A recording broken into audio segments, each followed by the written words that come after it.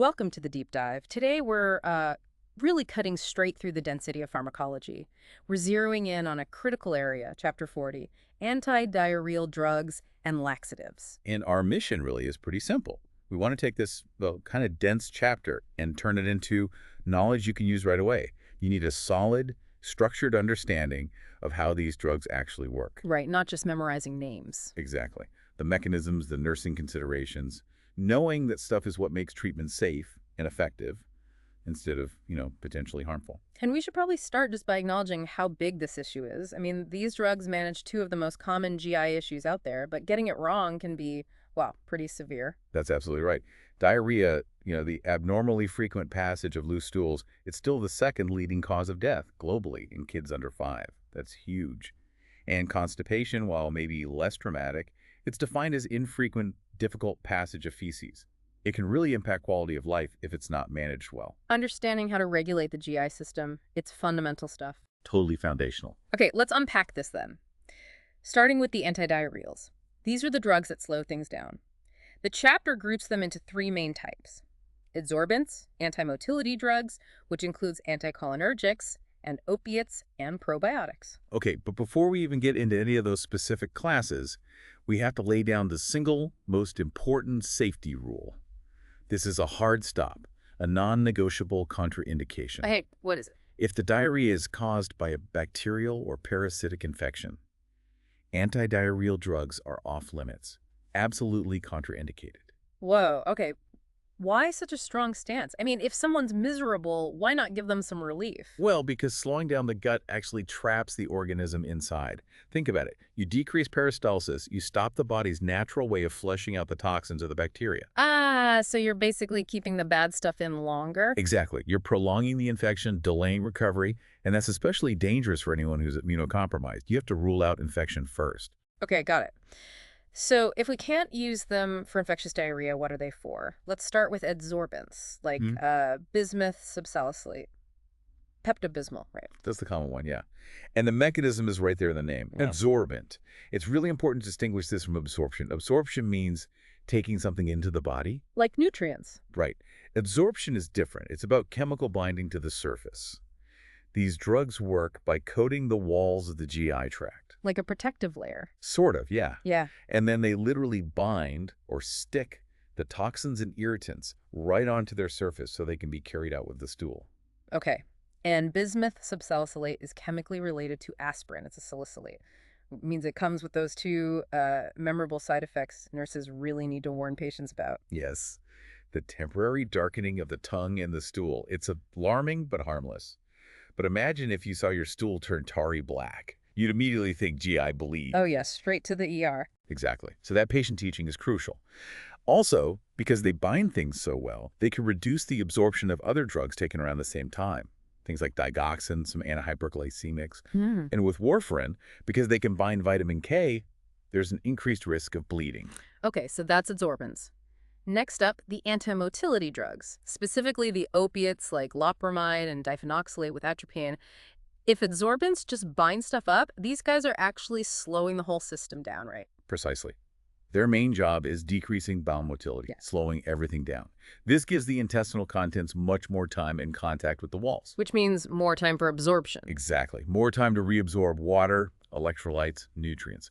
So you get less frequent stools, less volume. And a side benefit is reducing that cramping pain from rectal spasms.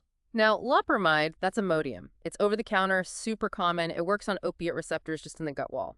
But given all the focus on the opioid crisis, is there any risk of abuse, even if physical dependence isn't typically reported? That's a really relevant question today.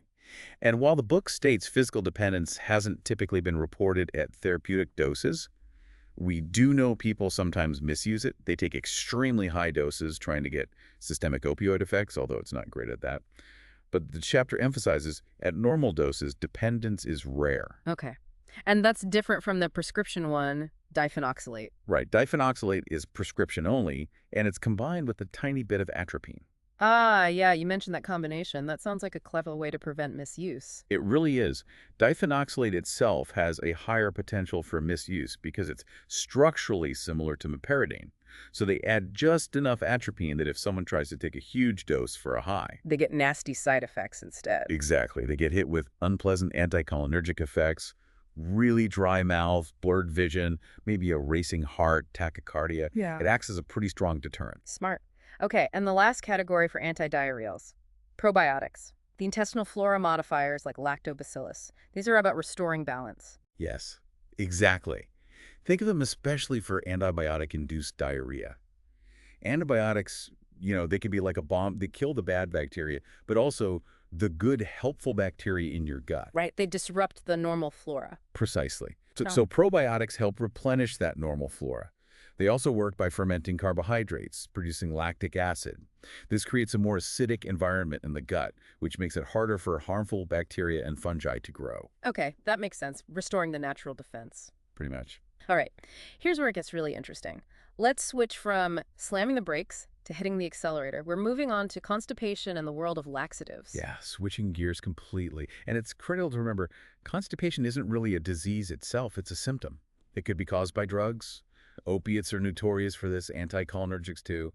Or it could be lifestyle stuff, like not enough fiber or fluids. And we absolutely have to talk about laxative misuse here. It's a huge problem, isn't it? One of the Yeah. most misused OTC drug classes. It really is. Yep. And the consequences of long-term inappropriate use, especially of the stimulant laxatives, they can be serious. We're talking about laxative dependence, where the bowel basically gets lazy. It loses its natural muscle tone and ability to work on its own. A lazy colon, as the chapter calls it. Exactly. That requires some serious patient counseling. The only class that's generally considered safe for long-term use is the bulk-forming laxatives. Okay, so the chapter breaks down laxatives into 5 main categories based on how they work. Let's walk through those mechanisms and the key drugs. Right. Let's start with the safest for long-term. Hmm. The bulk-forming laxatives. Psyllium, methylcellulose, think Metamucil, Citrusol. They act basically like adding dietary fiber. They absorb water in the intestines. So they swell up. They swell up, yeah. They increase the bulk, which stretches the bowel wall, and that stretching triggers the natural reflex peristalsis, leading to a normal formed stool. And because they swell up, there's a really crucial instruction for taking them. Oh, absolutely critical. Non-negotiable, really. You must take them with plenty of water, at least a full glass, 240 ml of air, and drink it right away. If you don't, the powder could thicken up too quickly, maybe in the throat or esophagus, and cause choking or an obstruction. Very dangerous. Okay, definitely need to stress that. Mm-hmm. Next class, emollients. These are divided into stool softeners like docusate sodium and lubricants like mineral oil. Right. Docusate, the softener, thincholates, it works by lowering surface tension. It lets water and fats penetrate the stool mass, making it softer and easier to pass. But importantly, docusate just softens. It doesn't actually make you go. Ah, okay. Just eases the process. Yeah. And mineral oil. Mineral oil is the lubricant. It coats the stool and the intestinal walls, which helps keep water in the stool instead of being absorbed out by the intestines. Yeah. But as you hinted earlier, we generally don't recommend mineral oil much these days. There's a real risk of aspiration, especially in older or debilitated patients, which can lead to lipoid pneumonia. Yeah, sounds risky. Okay, class 3, hyperosmotics. These use osmosis to pull water into the bowel. PEG 3350, lactulose, glycerin. Yep, they increase the water content in the feces. This leads to bowel distension, increased peristalsis, and then evacuation. PEG 3350, polyethylene glycol, that's the big gun for bowel prep, like Go Lightly or Colite. The stuff you drink gallons of before colonoscopy. That's the one. It's very potent, usually into about 4 liters of fluid, and it cleans everything out within about 4 hours. Then there's lactulose. It's a synthetic sugar. Gut bacteria digest it, creating this acidic, hyperosmotic environment that draws water in. And lactulose has that really important other use too, right? Yes, crucial for hepatic encephalopathy, which happens in liver failure when ammonia builds up in the blood and affects the brain. The acidic environment created by lactulose digestion in the colon converts that toxic ammonia into ammonium, which isn't absorbed, so it helps lower blood ammonia levels. Really vital drug. Wow, fascinating. And glycerin. Glycerin is much milder, often used in kids, usually as a rectal suppository. Gentle osmotic effect. Okay, 4th class, saline laxatives. Magnesium hydroxide, milk of magnesia, is a classic example. Right. These also work by osmotic pressure, pulling water into the bowel lumen. They tend to work pretty quickly, producing a watery stool. The big caution here is with patients who have kidney problems, renal insufficiency. Because of the magnesium. Exactly. The kidneys normally excrete the absorbed magnesium. If they aren't working well, magnesium can build up in the blood, hypermagnesemia, which can cause serious problems, even toxicity. Good point. Okay, final category. The one most likely to cause dependence. Stimulant laxatives, Basocadil, Senna. Yep, these are often seen as the heavy hitters. They work by directly stimulating the nerves in the intestinal wall. This causes a powerful increase in peristalsis, moving things along quickly, and also increases fluid secretion into the colon. And because they're so effective, that's why the dependence risk is higher. That's the main reason, yes. The bowel can become reliant on that artificial stimulation. And a specific tip for Bisacadil tablets, Dulcolax, they have an enteric coating, so they need to be taken on an empty stomach. Definitely not with milk, antacids, or juice, because those can break down the coating too early in the stomach, causing irritation and maybe vomiting. And don't chew or crush them. Lots of important details there.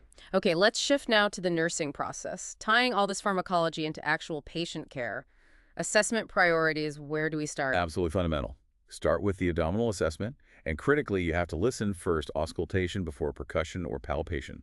If you start poking and prodding the belly, you can artificially stimulate bowel sounds and get a false impression. Right, listen before you touch. And what are we listening for? The frequency and character of the sounds. Remember the rough guides. Hypoactive is maybe less than 6 sounds per minute, normal active is around 6 to 32, and hyperactive is over 32 per minute. Gives you a baseline. Makes sense. And since we're dealing with drugs that either stop fluid loss or cause fluid loss, hydration status must be key. Oh, paramount. Absolutely central.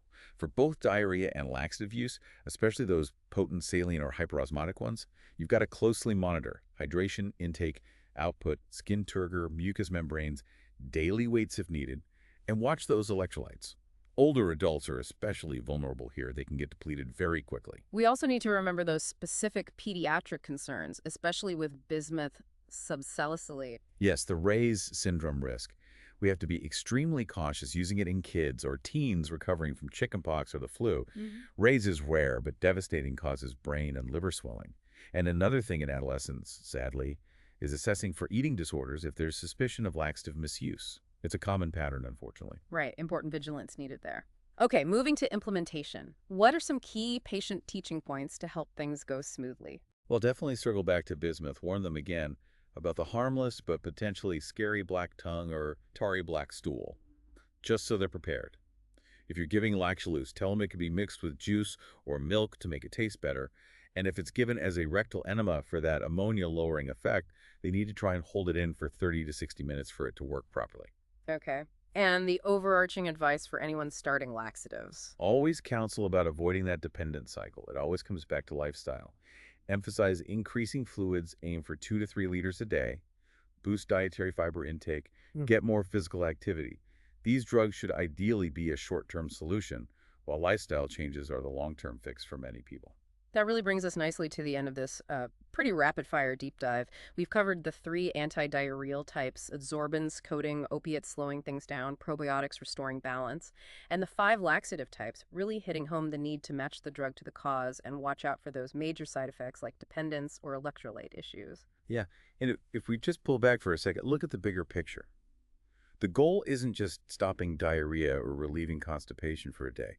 It's about preventing those longer-term problems, the dehydration, the electrolyte chaos, the laxative dependency that can happen from mismanaging these things, which kind of raises a bigger question, doesn't it? How does the chronic mismanagement of what seem like simple GI symptoms actually cascade into major systemic health problems down the line?